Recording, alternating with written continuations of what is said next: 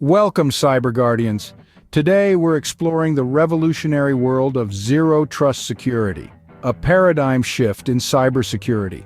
Join us as we guide you through the steps to implement a robust zero trust model, building a fortified digital landscape.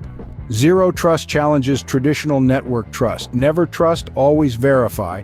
And the principle of least privilege guide this approach, ensuring continuous verification and restricted access. Identify and categorize your digital assets, data, applications, and systems. Knowing their importance sets the stage for effective security measures. Divide your network into isolated segments through microsegmentation. This enhances security and limits the potential impact of a breach.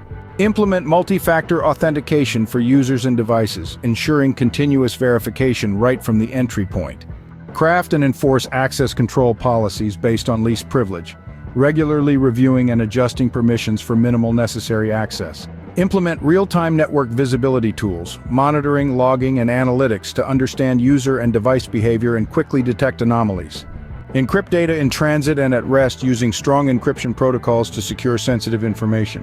Strengthen endpoint security with advanced protection solutions, utilizing endpoint detection and response for monitoring and responding to threats on individual devices.